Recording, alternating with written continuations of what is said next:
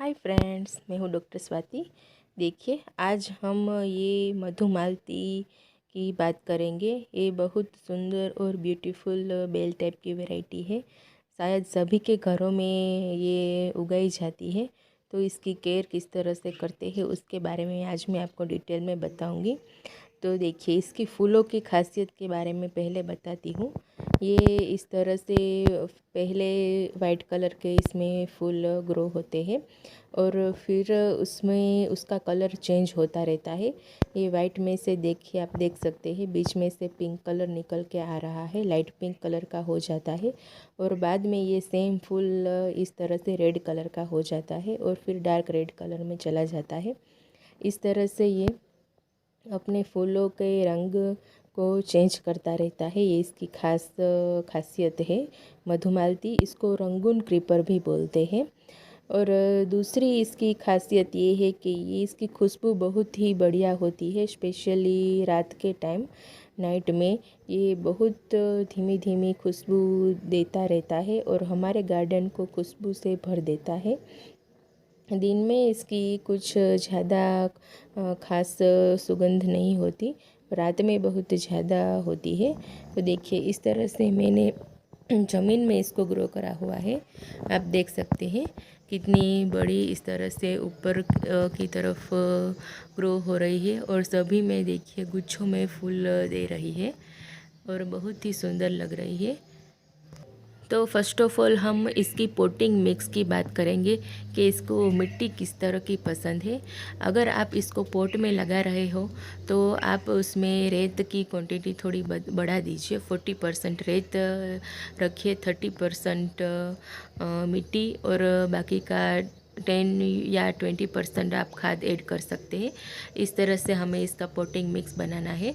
इसको ऐसी कुछ कुछ खाद की भी इसको कम ज़रूरत रहती है। देखिए, इस तरह से हम मिट्टी में अगर इसको ग्रो कर रहे हैं तो पोटिंग मिक्स की कुछ टेंशन नहीं है। आप कैसे भी मिट्टी में इसको ग्रो कर सकते हो। तो नेक्स्ट हम इसकी सनलाइट की बात करेंगे। तो सनलाइट की बात करेंगे तो इससे हमारी फूलों की टाइप की वैरायटी की बेल है, इसलिए इसको सनलाइट चाहिए। 5 या 6 घंटे की इसको मिनिमम सनलाइट मिले, इस तरह से इसको रखना है। अगर ये कम धूप में होगा तो इसमें फूल कम आएंगे आएंगे पर कम आएंगे। इसको सनलाइट पूरी तरह से मिलेगी तो इस तरह से देख सकते हैं आप इसको गुच्छों में इस तरह से फूल ये देता रहता है। ये विंटर में डोरमेंसी में चली जाती है सनलाइट कम होने की वजह से। फिर बाद में जब से स्प्रिंग स्टार्ट होता है तब से लेकर मानसून तक ये इस तरह से 8 या 9 महीने तक इस तरह से फूल देता रहता है। मैंने ये 5-6 महीने ही पहले ही ग्रो की है। देखिए, आप देख सकते हैं कितनी बढ़ गई है और ऊपर की तरफ चली गई है। तो नेक्स्ट हम बात करें कि इसको के पॉट में लगाना चाहिए कि मिट्टी में लगाना चाहिए, ग्राउंड में। तो आप दोनों तरीके से इसको लगा सकते हैं। पॉट में भी लगा सकते हैं और ये मिट्टी में भी। मिट्टी में ज़्यादा इस तरह से फूल देते हैं और पॉट में भी। आप टेनामेंट में नहीं रह रहे हैं, आप फ्लैट में रहते हो तो आप इसको पॉट में भी इजीली लगा सकते हैं। नेक्स्ट इसकी वाटरिंग की बात करें कि इसको पानी कितना चाहिए। इसको पानी बहुत कम चाहिए। जब ऊपर की मिट्टी 2 सेंटीमीटर जितनी पूरी तरह से ड्राई हो जाए तभी इसको पानी देना है। अदरवाइज़ बहुत कम इसको पानी देना है। बहुत ज़्यादा पानी देने से इसके जो फूल होते हैं, कलियाँ होती हैं, फूल बनने से पहले मुरझा के स्टेंट होके गिर जाती है। इसलिए इसको पानी भी आप कम दीजिए, ज़रूरत के हिसाब से पानी दीजिए। नेक्स्ट हम इसके सपोर्ट की बात करेंगे। तो इसको सपोर्ट चाहिए क्योंकि ये बेल टाइप की वैरायटी है। इस तरह के से मेरे पास जो पीछे की तरफ ये ब्राउन कलर की फेंसिंग है, ग्रिल है, इस तरह का हो तो आप उसमें भी इसको चढ़ा सकते हैं। अदरवाइज़ आप सिंपल रोप की मदद से सिंपल जो आपके पास डोरी होती है उसकी मदद से भी आप इसको चढ़ा सकते हैं।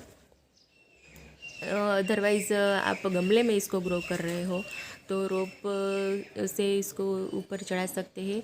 और नेक्स्ट आप लकड़ी की 4-5 जो डंडियाँ ले लीजिए, उसका सपोर्ट देके भी आप उसमें ग्रो कर सकते हैं।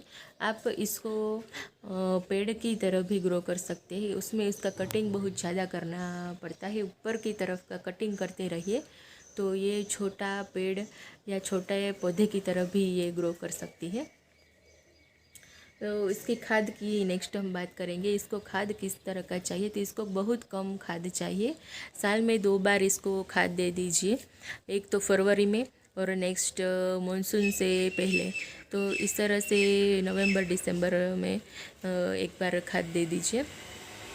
तो एक स्प्रिंग होने के पहले भी इसको खाद दे दीजिए। इस तरह से 2 बार खाद देना है।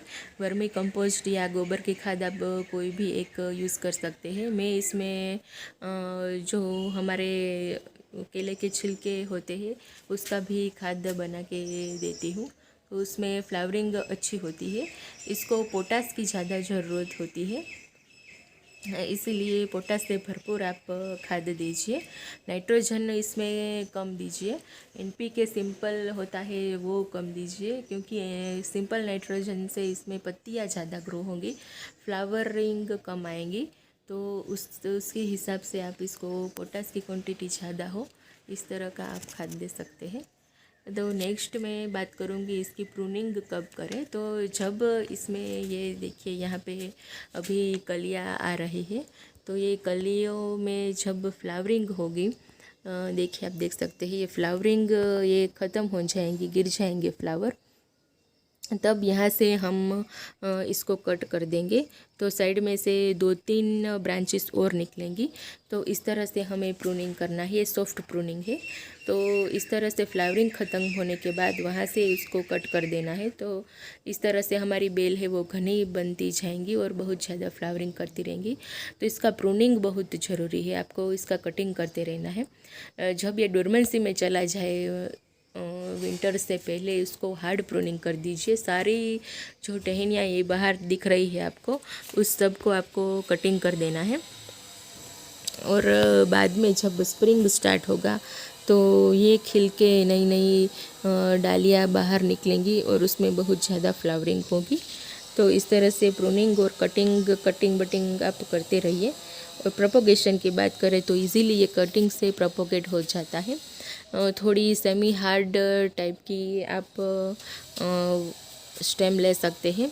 इससे भी थोड़ी मोटी हो, पेंसिल की तरह की थोड़ी हार्ड आप जो डाल होती है, टहनी है, उसको कट करके देख सकते हैं आप। इस तरह की जो कटिंग है उसको लेके, और ये नोडल एरिया होता है उसको आप ज़मीन में दबा दीजिए नीचे की पत्तियाँ निकाल के।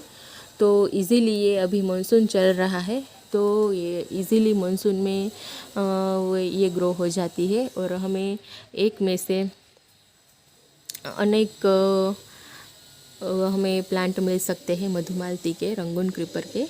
तो इस तरह से आप अपने दही गार्डन में इसको लगा सकते हैं और इजीली ग्रो कर सकते हैं। बहुत ही सुंदर और खूबसूरत ये बेल टाइप की वैरायटी है। चलिए फ्रेंड्स, बाय बाय, मिलते हैं नेक्स्ट सैटरडे को।